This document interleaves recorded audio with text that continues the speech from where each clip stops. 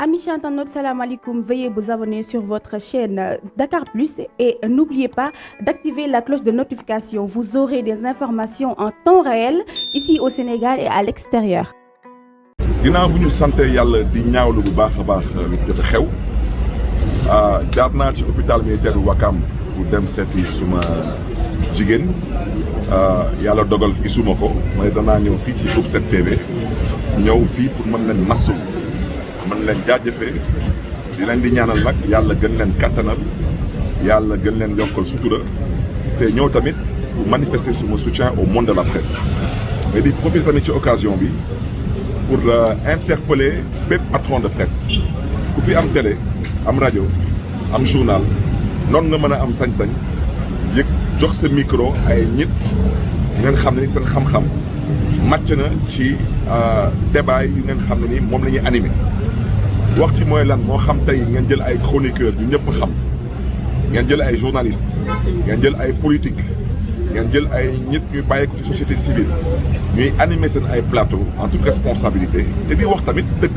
amul problème mais ngeen di dem di jëli ji ay nit maa ngi déglu ci kàddu yi parce que su ma yaram lu may yëg ndax Maimouna Ndour Faye dafa doon moom lu diis ci man parce que am na yenn jëfin yi ku ko def ngay woote yow mi jullit nga wala ngay woote yow mi catholique nga ala kulli aal yoo xam ban diine nga bokk wala wante yow da nga xaraam te ku xaraam yaa xam ban xeetu doom xam ngeen fu may waxee ma bëgg a wax ci leer maintenant nag bu ci des mooy président Macky Sall moom la ñuy waxal am na sañ-sañ diil am na sañ-sañ di ruube ci suuf moom su ko neexee wante président Macky Sall nogul am sañ-sañ di jël ay samba boy ngeen xam ne ni ñoo doon dem di songi ay kër kilifa ne dañuy taal seen kër yi dañuy taal seen oto yi wala dem jëli ji ay nit ngeen xam ne dañuy yor cocktail molotov sànni ko ci ay bus rey fa ay doomu Sénégal ñu ne dañ leen di génnee ndax lan parce que soi-disant dañuy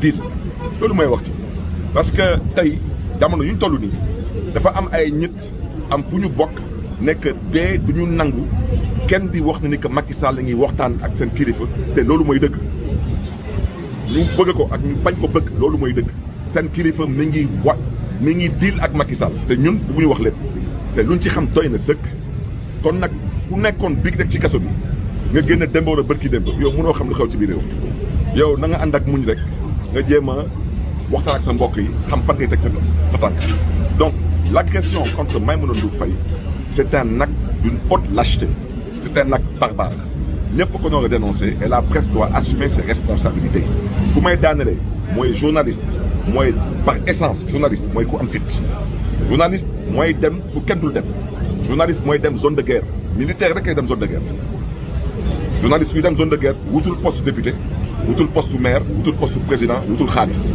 liggéeyam lay liggéey kon nag journaliste bu dem ba am sañ-sañ dem zone de guerre noonu nga mën a am sañ-sañ taxaw te wax dëgg te yàlla tax bu ko deful nag naa fex D'abord, votre appréciation de la situation. C'est une situation désolante. Je suis venu aujourd'hui après être passé à l'hôpital militaire de Wakam. Je n'ai pas pu voir ma sœur Maimouna Ndour Faye. Je suis venu au siège du groupe 7TV pour venir manifester tout mon soutien, toute ma sympathie au groupe 7TV, à sa directrice Maimouna Ndour Faye, mais aussi au monde de la presse. Ce qui s'est passé d'une extrême gravité. J'ai aussi profité de cette occasion pour lancer un appel aux patrons de presse. Parce que toute chose dans la vie a des origines. Il faut que la presse, aujourd'hui, puisse se ressaisir. En quoi faisant? En ayant déjà le courage d'interpeller des chroniqueurs connus, reconnus, des journalistes, des gens de la société civile, des hommes politiques qui ont une certaine crédibilité pour parler dans ce pays. C'est de ça qu'il s'agit. On ne peut pas aller prendre, excusez-moi de l'expression, des idiots heureux qui souffrent d'anonymat. Vous les mettez sur les plateaux de télévision à raconter des bêtises à longueur de journée, et bien le résultat ça donne ça. Aujourd'hui c'est Maimouna Ndour Faye, demain ce sera quelqu'un d'autre. Je le dis et je le répète, quand on a attaqué 24 heures chrono, hélas, personne dans ce pays ne s'est posé la question qui l'a fait. Tout le monde savait qui l'a fait. Quand on a attaqué dans ce pays, Talla Sylla, à coups de marteau, personne ne s'est posé la question dans ce pays qui l'a fait. Tout le monde savait qui l'a fait. Ce qui s'est passé avec Maimouna Ndour Faye, tout le monde sait qui est à l'origine de ça.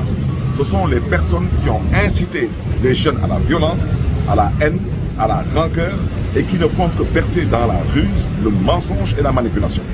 Donc moi, je n'ai pas le temps de mettre ici parce que Maïmouna Ndour Faye, quel n'est le Timan? J'ai connu Maïmouna Ndour Faye, elle était à Canal Info. Cette agression, je la ressens jusqu'à dans ma chair. C'est la raison pour laquelle j'interpelle encore le président Macky Sall. Au nom de son deal politique, je lui demande de faire preuve de tenue et de retenue. Il est en train d'ouvrir les portes de la prison à des gens qui n'ont rien à faire dehors. Ceux qui ont été arrêtés pour des délits d'opinion doivent être libérés. Ceux qui ont été arrêtés pour avoir participé à des manifestations politiques, même interdites, doivent être libérés. Mais ceux qui sont permis d'attaquer des bus Tata, jeter des cocktails Molotov, de brûler des Sénégalais vifs, ces gens doivent pourrir en prison. Ceux qui sont permis de poser des actes, aller attaquer des maisons, brûler des voitures de responsables politiques, ces gens ne doivent pas sortir de prison. Maintenant, si Macky Sall veut, il n'y a pas de souci, il peut les libérer. Mais qu'ils se le tiennent pour dit. Dans les rues de ce pays-là, il n'y a pas de poltron. Et il faut qu'on se dise des vérités. Ou bien dans ce pays-là, tout le monde aura la paix, ou bien personne n'aura la paix. Il n'est pas question qu'un groupe de personnes ait la paix et que notre groupe de personnes n'ait pas la paix. Et moi, je parle, je sais de quoi je parle. Donc maintenant, le président Macky Sall, parce qu'aujourd'hui, on veut nous faire croire que les gens sont sortis de prison comme ça parce que le Père Noël était de passage. Les gens sont sortis de prison. La vérité, c'est que le président Macky Sall est en train de dealer avec un leader politique qu'il a incarcéré. C'est ça la vérité. Il n'y a pas une autre vérité. Et aujourd'hui, il y a des gens qui refusent d'entendre que leur patron est en train de dealer. Il est en train de dealer.